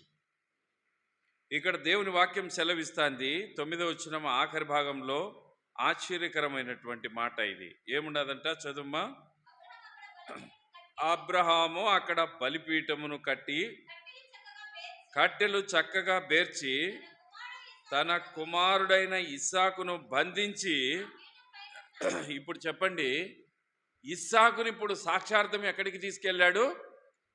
బలిపీఠం మీదకి తీసుకువెళ్ళాడు. బలిపీఠం మీదకి తీసుకువెళ్ళాడు. అంటే మనకి ఇది అసాధారణమైన విషయం కావచ్చు, కానీ అబ్రహాం జీవితంలో ఇది అంత అసాధారణమైన విషయం కాదు. దీనికి ఎగ్జాంపుల్గా మీకు ఒక చిన్న కథ చెప్తాను. మీకు 4 సహోదరులు, ఆడపిల్లలు లేదు, 4 సహోదరులే. అయితే వాళ్ళ అమ్మమ్మదో నానమ్మదో ఏదో ఒక ఊరి ముందు కాస్త ఆమెది భూమి ఉన్నది. ఆ భూమి ఆ 4 కూర్చోబెట్టుకొని ఆమె ఏం చెప్పిందంటే, నేను వృద్ధాప్యంలో ఉన్నాను, ఏ రోజు చచ్చిపోతానో నాకు తెలియదు, మీరు ఉన్నది నాకు ఈ 4 కదా, నేను బతికి ఉన్నట్లే ఈ 4 దీన్ని సమానంగా మీరు పంచుకోండి అని వాళ్ళకి రాపిచ్చేసింది. ఈ 4 కూడా దాన్ని సమానత్వంగా రాపించుకున్నారు. అయితే ఆమె ఒక దినము చనిపోయింది. ఈ 4కి ఆమె ఆస్తిని రాపించినాక తర్వాత ఒక దినము చనిపోయింది. చనిపోయినప్పుడు ఈ 4 కూడా బాధ్యతగా భుజం బట్టి ఆమెను కాటికెత్తుకెళ్ళి ఆమె బూడుస్తాపం చేసినారు. 3 రోజులకో 5 రోజులకో 9 రోజులకో ఆమె దినం వచ్చింది. ఆ దినానికి వీళ్ళు కూర్చొని చర్చించుకుంటున్నారు. రేపు 9 రోజులు దినం చేయాలంటే ఒక పెద్ద యాట కావాలా. మన బంధువులు ఇంతమంది మనకు కావలసిన వాళ్ళందరూ ఉన్నారు కాబట్టి ఒక పెద్ద పొట్టేలో మేకపోతే ఒక యాట కావాలా. ఈ యాటను తీసుకురావాలంటే పెద్దోనిగా నాకొక్కనికే నా బాధ్యత, మీకు అందరికీ బాధ్యత లేదా? ఆమె ఆస్తిని నలుగురం పంచుకున్నాం గనక నలుగురము మంచికిని తీసుకొని ఒక యాటను పట్టుకొచ్చి ఆమె 9 రోజుల దినము ఘనంగా చేద్దామని చెప్పి నలుగురం మాట్లాడుకున్నారు. అరే వాళ్ళు కూడా ఏదో ఈ మననే కదా ఆమె భూమి మా పేరున రాపించినది, ఈ పొద్దు దినం కోసం నలుగురు 4 చేతులేసి ఒక యాటను పట్టుకురావాలంటే దీనికి ఎనిక్కిపోతే సమాజం ఏమంటారో, బంధువులు ఏమంటారో, కుటుంబ సభ్యులు ఏమంటారోనని ఏదో ఎడమకం పెడమకం వేసి నలుగురు ఊ అంటే ఊ అని చెప్పి మంచికిని తీసుకొని ఒక యాటను పటకచ్చినారు. పటకచ్చి కట్టేసినారు. ఇంకా ఈరోజు 9 రోజుల దినం. ఈ దినం రోజు ఆ యాటను కోయాలి. దాని మెల్లో తాడు దించి దాన్ని ఎత్తి కిందేసేటప్పుడు కోయడానికి అది తప్పించుకొని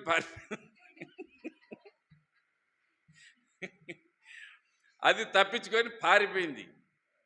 ఆ పొట్లి ఎట్లాడిదంటే గొర్రె మందకే గెరివి గొర్రె అది. ఈ దినం కలిగిన వాళ్ళు వచ్చిన బంధువులు అందరి వెంటమన్నా కూడా అది దొరకలేదు. అది చివరకు రాత్రికి దొరకలేదు, పద్దనికి దొరకలేదు, అది తప్పించుకొని పోయింది. అప్పుడు వీళ్ళల్లో గొడవ స్టార్ట్ అయింది. ఇప్పుడు ఆ పొట్లి పోయింది కదా, దానికి మంచికిని తిమ్మంటే మేము చిన్నోళ్ళమైనా కూడా ఏదో ఈ కార్యం చేద్దామని ఇచ్చినాము, ఇప్పుడు దాన్ని పోగొడితే ఇంక ఇప్పుడు ఏం చేయాలా? ఇంటి బాధ్యతలు అన్నీ నువ్వే మోస్తాడావు కాబట్టి ఆ యాట లేకోకుండా మనలే కనీసం చికెన్ తెప్పిమని ఈ ముగ్గురు పెద్దోని మీద భారం వేస్తున్నారు. నాతో పాటే ఆమె ఆస్తి మీరు రాపించుకోలేదా, మీకెందుకు బాధ్యత లేదు, అందరం కలిసి చేద్దామని పెద్దోడు మాట్లాడుతున్నాడు. అడితిరిగి ఇడితిరిగి ఆ దినానికి వచ్చిన పెద్దలు వీళ్ళ గొడవను చూడలేక వాళ్ళలో ఎవడో ఒకడు సమర్పించుకొని మీకు ఎంత కావాలనో చికెన్ నేను తెప్పిస్తాలే అని చెప్పి మధ్యలో వాడు చికెన్ తెప్పించినాడు. ఆ కార్యం చేసి దాన్ని ముగించినారు. చూడండి మనుషుల స్వభావం ఎట్లుంటుందో చూడండి. ఆమె బ్రతికి ఉండగా ఆమె ఆస్తిని నలుగురు సమానంగా రాయించుకున్నారు. ఆ పొట్లి కింద పడేసి దాన్ని కోయడం అంటే కోసేవాంది పట్టుకుని ఉంది తప్పు, వీళ్ళది ఎవరిది తప్పు కాదు. కానీ పోయిన తర్వాత అయినా మీరు బాధ్యతగా చేయాలి కదా. కానీ వీళ్ళందరూ ఒకరిలో ఒకరు గొడవలు పెట్టుకొని నలుగురు ఎనిక్కిపోయినారు. మధ్యలో దీన్ని వేరే వ్యక్తి ఆ కార్యాన్ని జరిపిస్తూ వచ్చినారు. ఇలాంటి మానవ స్వభావితం మానవునిలో ఉండగా అబ్రహాము తన కుమారుణ్ణి కాళ్ళు చేతులు కట్టి కట్టెలు బేర్చి బలిపీఠం మీదకి తీసుకువెళ్ళి బలిపీఠం మీద పండుకోబెట్టినాడు అని అంటే వీళ్ళ చేతిలో వీళ్ళ పొట్లి జారిపించుకొని పోయినట్లు ఆ కొడవలు ఎత్తి నరికే సమయానికి దేవుడు తన దూతలను పంపి అబ్రహాముకు ఆ పిలుపు ఇవ్వకపోతే ఇస్సాకు పరిస్థితి ఏంది? ఇస్సాకు తప్పించుకొని పోయిన పొట్లికి తేడా లేదు. కానీ అబ్రహాములో ఏముంది? తన విశ్వాసాన్ని బట్టి తన కుమారుడు బలిగా అర్పింపబడడు. నా దేవుడు నా కుమారుణ్ణి సజీవునిగా కాపాడుతాడన్న తన ఆత్మస్థైర్య, తన విశ్వాసాన్ని తనలో బలపరుస్తూ వచ్చినాడు. అలాంటి విశ్వాసం చేత తన కుమారుణ్ణి ఏం చేశాడంటే కట్టెలు బేర్చి తన కుమారుణ్ణి బలిపీఠం మీదకి తీసుకొని వెళ్ళాడు. అయితే ఆ బలిపీఠం మీద ఉంచినటువంటి తన కుమారునిగా మరి తాను ఆనందపడుతున్నాడు, కానీ దుఃఖపడడం లేదు, బాధపడడం లేదు. ఎందుకు ఇంత విశ్వాసంతో మరి బలిపీఠం మీదకి తీసుకువెళ్ళాడు అని అంటే చూడండి, యాకోబు పత్రికలో ఒక చక్కటి మాట ఉండాది. యాకోబు పత్రిక 2వ అధ్యాయం 26వ వచనం చదవండి. ప్రాణము లేని శరీరము ఎలాగో మృతమో అలాగే క్రియలు లేని విశ్వాసం కూడా మృతమే. కాబట్టి ఇస్సాకును అక్కడికి తీసుకువెళ్ళినాడు అని అంటే ఎంతటి విశ్వాసం కలిగి అక్కడికి తీసుకువెళ్ళినాడో ఆ విశ్వాసాన్ని ప్రభువులో కాపాడుకోవాలి అని అంటే తన విశ్వాసాన్ని తాను వ్యక్తపరిచి ఇస్సాకును కాళ్ళు చేతులు కట్టి దేవుడు ఆజ్ఞాపించినటువంటి ఈ బలిపీఠం మీదకి తీసుకొచ్చినాడు. ఆ విశ్వాసమే తనను బలిపీఠం మీదకి తీసుకొచ్చినాడు. ఆ బలిపీఠం మీదకి వచ్చినటువంటి ఇస్సాకును దేవుడు సెలవిస్తున్న మాట చూడండి. హెబ్రీ పత్రికలో ఒక మాట చూడండి, 11వ అధ్యాయం 17వ వచనం. అబ్రహాము శోధింపబడి విశ్వాసమును బట్టి ఇస్సాకును బలిగా అర్పించెను. ఇందాక మనం చూస్తూ వచ్చిన వర్తమానంలో ఈ చివరి మాట మన మైండ్ను తిప్పివేస్తావి. ఏం రాయబడింది మా అక్కడ? అబ్రహాము తన విశ్వాసాన్ని బట్టి ఇస్సాకును ఏం చేసినాడట? బలిగా అర్పించెను అని ఉంది. చదువాడా? అర్పించును. కాబట్టి తన కుమారుణ్ణి బలి అర్పించును అంటే అక్కడ ఏం చేయబోతున్నాడు అని అంటే దేవుని చిత్తం నెరవేర్చుటకు ఇష్టపడుతున్నాడు. తన విశ్వాసాన్ని బట్టి దేవుని చిత్తమును నెరవేర్చుటకు ఇష్టపడుతున్నాడు. అయితే తనలో ఉన్న తన ఆ యొక్క విశ్వాసాన్ని బట్టి ప్రభు తనకు ఎంత గొప్ప కార్యం చేస్తూ వచ్చినాడంటే చూడండి. హెబ్రీ పత్రిక 3వ అధ్యాయం 15వ వచనం, 13, 15 కలిసి ఉన్నాయి, చదవండి. నేడు మీరు ఆయన శబ్దమును వినిన ఎడల కోపము పుట్టించినప్పుడు వలె మీ హృదయములను కఠినపరుచుకునకుడని ఆయన చెప్పెను గనుక పాపం వలన కలుగు శ్రమ చేత మీలో ఎవడును కఠినపరచుకున్నట్లు నేడు అనబడు సమయం ఉండగానే ప్రతి దినమును ఒకరినొకడు బుద్ధి చెప్పుకొనుడి. ఏలైనగా మొదట నుండి మనకున్న దృఢ విశ్వాసము అంతం వరకు దాన్ని ఏం చేయాలంట? గట్టిగా చేపట్టుకోవాలి. అంతం వరకు అని అంటే తన కుమారుణ్ణి కాళ్ళు చేతులు కట్టి ఎక్కడ పెట్టాడు? అదే అంతం వరకు. ఇప్పుడు ప్రభు మాట్లాడకపోతే అబ్రహాం ఏం చేయాలా? ఆ కొడవలు తీసుకొని ఇస్సాకును తలకాయ నరికేయాలి. అదే అంతం వరకు. అయితే దేవుడు చెప్పిన మాట తన ఇంటి నుంచి, తన పనివారి నుంచి, మోరియా పర్వతము మార్గము నుంచి, మోరియా పర్వతం మీద నుంచి, మోరియా పర్వతం మీద సిద్ధపరిచిన బలిపీఠం నుంచి తన విశ్వాసాన్ని తాను ఎక్కడనే కానీ సన్నగిల్లిపోలేదు. తన విశ్వాసం తనలో బలమైనటువంటి కారణం గనక అంతం వరకు కూడా ఆ విశ్వాసాన్ని విడవక దానిని గట్టిగా పట్టుకుంటూ వచ్చినాడు. కాబట్టి అంతం వరకు కూడా ఆ విశ్వాసాన్ని నమ్మకంగా కొనసాగిస్తూ వచ్చినాడు అని అంటే అబ్రహాము బ్రతికిన దినాల్లో ఏ దినమైతే ప్రభులో విశ్వాసం ఉంచి ప్రభు దాసునిగా తన మాటకు విధేయత చూపినాడో ఆ దినం నుంచి అబ్రహాము యొక్క యాత్ర ముగిసినంత వరకు కూడా, తన కాలమునందు ముగిసినంత వరకు కూడా అబ్రహాము దేవునిలో విశ్వాసాన్ని ఎన్నడూ కూడా చేయి విడవలేదు. కాబట్టి అంతం వరకు విశ్వాసం ఉంచిన వాడు రక్షింపబడతాడు. కనుక అబ్రహాము సిద్ధపరిచినటువంటి ఈ బలిపీఠమును, అబ్రహాము సిద్ధపరిచినటువంటి ఆ గొర్రెపిల్లైనటువంటి ఇస్సాకును మరి వధించుటకు అబ్రహాం ఇష్టపడినప్పటికీ దేవుడు తన దూతలను ఈ లోకానికి పంపి ఆ మోరియా పర్వతం మీద అబ్రహాముకు దేవుని దూత సెలవిస్తుంది, అబ్రహామా కుమారుని మీద నువ్వు చేయి వేయకము. నీవు చూస్తున్న ఆ పొదలలో కొమ్ములు తిరిగిన పొట్టేలు ఉన్నది, దాన్ని తీసుకెళ్ళి నువ్వు బలిగా అర్పించుము. ఆ గొర్రెపిల్లయే మన ప్రభు అయిన యేసుక్రీస్తు వారు. ఇప్పుడు ఇస్సాకు బలిగా ఎవరిని బలి అర్పించారు? మన ప్రభు అయిన యేసుక్రీస్తు వారిని బలి అర్పించినారు. కాబట్టి ఇస్సాకు అంటే ప్రభు అయిన యేసుకు సాదృశ్యం. ఇప్పుడు తన విశ్వాసాన్ని బట్టి తన కుమారుణ్ణి అర్పించుటకు ఇష్టపడినటువంటి అబ్రహాము యొక్క కుమారుణ్ణి అంతం వరకు కూడా రక్షింపదగినటువంటి దేవుడు తోడై ఉండి అతని ఆత్మను జీవంతో కూడిన సజీవత్వంలో ఉంచి తాను ప్రేమించు తన కుమారుడైన ప్రభువు తన కుమారుణ్ణి బలిగా అర్పించుట కొరకై గొర్రెపిల్ల రూపంలో అబ్రహాం చేతికి అప్పగిస్తూ వచ్చినాడు. అట్లు అంతం వరకు మనం నిలవగలిగితే, అంతం వరకు సహించగలిగితే, అంతం వరకు మనం ప్రభువులో నడవగలిగితే, ఎటువంటి మరణం నుంచి అయినా సరే నిన్ను నన్ను కాపాడుటకు దేవుడు సమర్థం కలిగినటువంటి వానిగా ఉన్నాడు. అటువంటి సమర్థం గల మన దేవునికి మనము ప్రభు చేతులకు అప్పగించుకుందాము. అలాంటి విధేయత కలిగి ప్రభువులో మనం నమ్మకస్తులమై ఉందాం. ఎన్ని అంశాలు చూసినాం మనము? 3 అంశాలు చూసినాం. మొదటి అంశంలో దేవుని ఎదుట ఏం కనపరుచుకున్నాడు?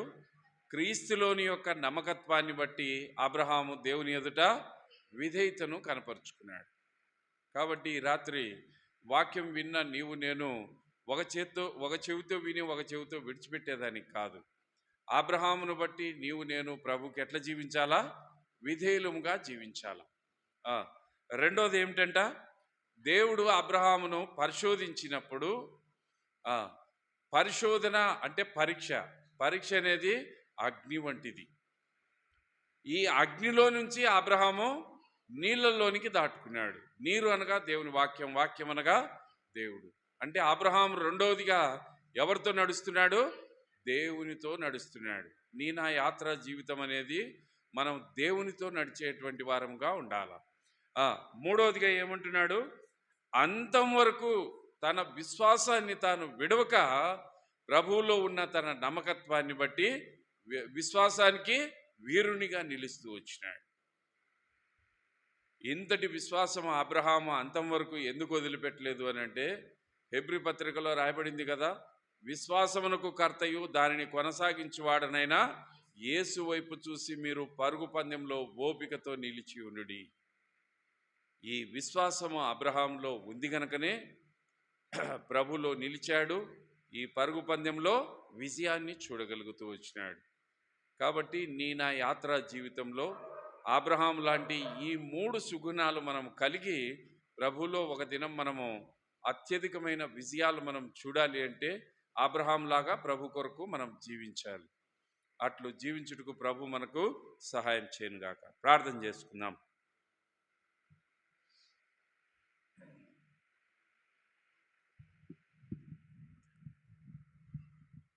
మా ప్రేమగల పరిశుద్ధ గల తండ్రి, జీవంగల ప్రభువా, యేసుక్రీస్తు ఉన్నతమైన దేవా, మీ ఘనమైన నామంలో మీకే వందనములు స్తోత్రములు చెల్లిస్తున్నాను నాయన. బెరాక ప్రార్థనా మందిరం సంఘ సహవాసాన్ని మీరు జ్ఞాపకం చేసుకొని మొదటి బైబిల్ స్టడీగా మీరిచ్చిన ఆత్మ ప్రేరేపణ చేత పరమగీతములు 8వ అధ్యాయం 6వ వచనములో ప్రేమ మరణమంతా బలమైనది అని వాక్యం సెలవిస్తూ వచ్చింది. ఆ ప్రేమ ఎంత గొప్పదో మా పితరుడైన అబ్రహాములో 3 అంశాలుగా 3 విషయాలను మాకు కనపరుస్తూ వచ్చినారు. అబ్రహాము ఇస్సాకును ప్రేమించుటకు కారణము మొదట తన విధేయతను మీకు కనపరుచుకుంటూ వచ్చినాడు ప్రభువా. అది మీలోని యొక్క నమ్మకత్వమే ఆ విధేయతకు కారణమవుతూ వచ్చింది. రెండోదిగా అబ్రహామును మీరు పరిశోధించినప్పుడు అగ్ని వంటి పరీక్షలలో కూడా అబ్రహాము అగ్నిలో నుంచి మరి ప్రభువా పుటం వేయబడిన సువర్ణం వలె నీటిలోనికి వచ్చాడు. నీరనగా వాక్యం, వాక్యం అనగా మీరు. అబ్రహాము శోధనలో కూడా మీతో నడుస్తూ వచ్చినాడు. ఈ అనుభవాన్ని మాకు నేర్పుతూ వచ్చినారు ప్రభువా. మూడవది, మీలో ఉన్న నమ్మకత్వము అంతం వరకు కూడా తన విశ్వాసాన్ని తాను కోల్పోలేదు. ఆ విశ్వాసాన్ని బట్టి తన కుమారునికి బదులుగా మీ కుమారుని పరలోకం నుంచి భూలోకానికి పంపి గొర్రెపిల్లగా మోరియా పర్వతం మీద వధింపబడుతూ వచ్చింది. కాబట్టి ఈ 3 సుగుణాల్లో అబ్రహాము మీలో విజయాన్ని చూస్తూ వచ్చినాడు ప్రభువా. మరి ఆ విజయం మేము చూడాలంటే క్రీస్తు అనే బండపైన తండ్రి మరి మా నమ్మకత్వము అగ్ని వంటి పరీక్షలలో మాకు కావలసిన నిరీక్షణ తండ్రి మరి మా దగ్గర నుంచి మీరు కోరినది మాలోని విశ్వాసం, ఇవి కలిగి మీకు మహిమార్థంగా మేము జీవించుటకు నన్ను మమ్మల్ని మీ చేతులకు అప్పగించుకుంటూ లైవ్ ద్వారా చూస్తున్న వారు కూడా క్రీస్తు అనే బండపైన ఆత్మీయంగా కట్టబడుటకు రక్షణ లేని వారు రక్షణ పొందుటకు సహాయం చేయండి. చేరి వచ్చిన మీ ప్రియులను వారి కుటుంబాలను బట్టి మీకు వందనాలు. ప్రతి కుటుంబంలో ఇత్తబడిన వాక్యము ఆత్మీయంగా ఫలించుటకు, అభివృద్ధి చెందుటకు మీ ఆశీర్వాదంతో వారు సంతోషించేలాగున సహాయం చేయమని ప్రార్థిస్తూ, మరి చిన్న బిడ్డ శ్రేష్ఠను కూడా జ్ఞాపకం చేసుకొని జ్వరము బలహీనతతో ఉండగా మీ చిత్తమైతే కడపకు వెళ్ళట విషయంలో సహాయం చేసి మీరే మహిమ పొందమని, ఇంతవరకు ఈ లైవ్ మైకులు కరెంటు వీటన్నిటిని మాకు సహాయంగా దయచేసిన మా దేవునికి కృతజ్ఞతలు చెల్లిస్తూ యేసు నామములో స్తుతించి ప్రార్థించి అడిగి వేడుచున్నాం తండ్రి, ఆమేన్. రేపు శనివారము 9:30 గంటలకే మనకు ఉపవాస ప్రార్థన ఉంటుంది. అందరూ కూడా దేవుని ఇంటికి రండి. ఆశీర్వాదం కలిగి ఉంటే మనకు మన కుటుంబాలకు ఎంతో క్షేమం. అది తర్వాత ఆదివారము ఆరాధన కార్యక్రమం మనకు 9:30 గంటలకే ఉంటుంది. ప్రభుచిత్తమైతే మన మధ్యకు స్పెషల్ గెస్ట్ కూడా వస్తాడు. చక్కటి ఆరాధన వర్తమానము, విందు అన్నీ కూడా దేవుడు మన మధ్యలో సమృద్ధిగా ఉంచుతాడు. వీటన్నిటిని కూడా మనం దేవుని కార్యాలను సఫలపరచుట విషయంలో అందరూ కూడా చేరి ప్రభు ఇంటికి వచ్చుటలో మరొక జ్ఞాపకం చేసుకోండి. మన తండ్రి అయిన ప్రేమ, ప్రభు అయిన యేసుక్రీస్తు వారి యొక్క ఉన్నతమైన కృప ఇప్పుడును ఎల్లప్పుడూ సదాకాలము బెరాకావాసులకు సర్వలోకంలో ఉన్న పరిశుద్ధులకును సదాకాలం తోడైండును గాక. ఆమేన్. ప్రైజ్ లార్డ్ అందరికీ.